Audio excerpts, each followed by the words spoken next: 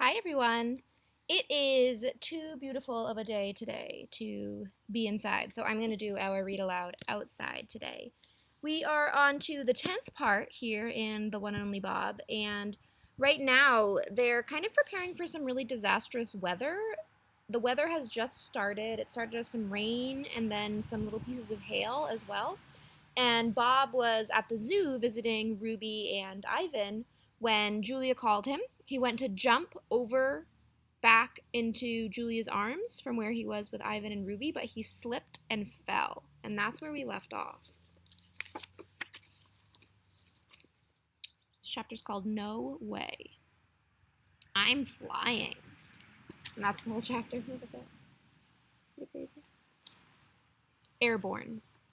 Not far, just into the nearby giraffe domain. Not high, just enough to buzz the tops of trees. Not long, just long enough to stop breathing. But I fly. I'm not alone. Half the world seems airborne. Trees, boards, bicycles, chunks of roofs, umbrellas, chairs, bits and pieces of life. It all levitates past like some horrible magic trick.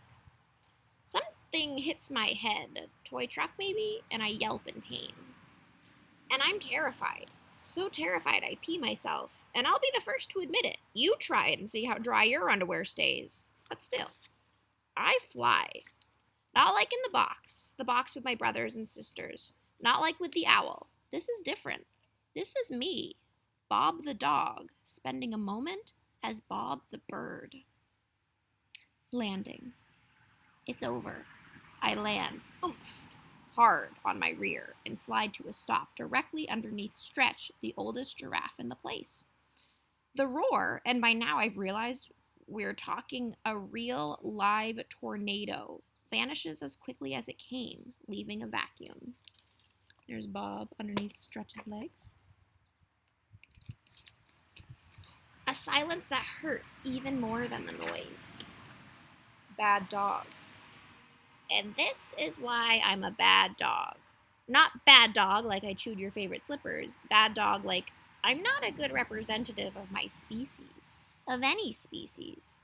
I don't think, Ivan, Ruby, Julia, are they all right? I've got to find them. That's what a hero dog would do. One of those guys on the Man's Best Friend show. Hero dogs dash into flames and dig into rubble. Hero dogs are fearless. Nope, not my style. What do? Bob, untamed, undaunted? I howl like a newborn puppy. Honest. I'm not hurt. Banged up a little, sure, but nothing major. And I don't howl for long, but it's what I do. Like I said, I ain't a saint, but at least I'm honest about my failings. Stretch. Slowly, with some difficulty, Stretch peers down between his two front legs. His body partially shelters me from the rain. A piece of canvas has draped itself around his neck like an ugly scarf. I swallow my howls. We look at each other, too stunned to form actual words. Finally, Stretch clears his throat. Hello, he says in a strangely calm voice. What kind of animal might you be, if you don't mind me asking?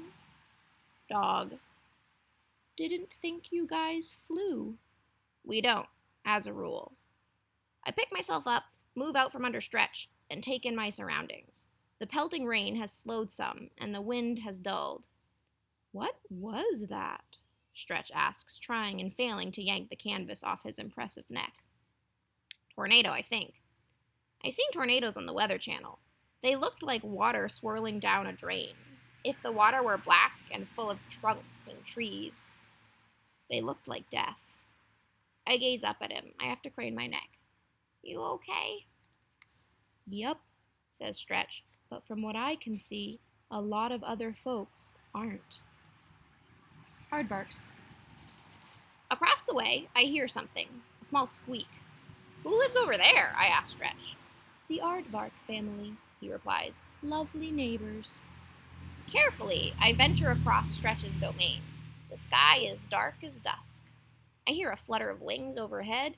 It's Mitch, the mockingbird. He's missing some feathers. Bob, he calls, settling on a fence post. Was that you I saw up there? Yep. How are things looking? Not good. A lot of damage. Well, take care of yourself, I say. Likewise. He pauses to straighten a wayward feather.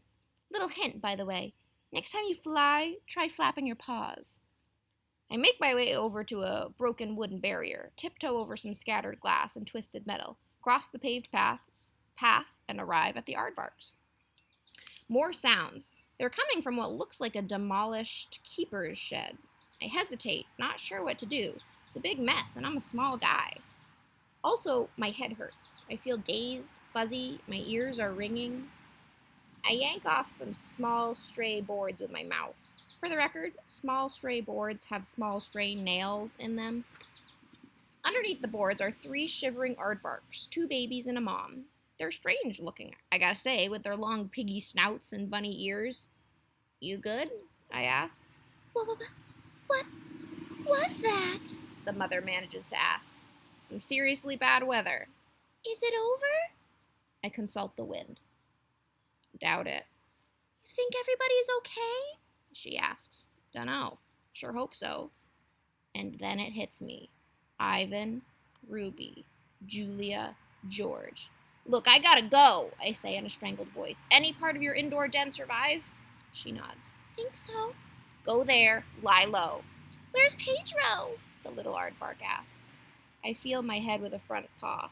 A nice bump is forming. Who's Pedro? Our keeper. He'll come, I promise. Are you sure? The baby asks. I'm sure, I say. But of course, I'm lying.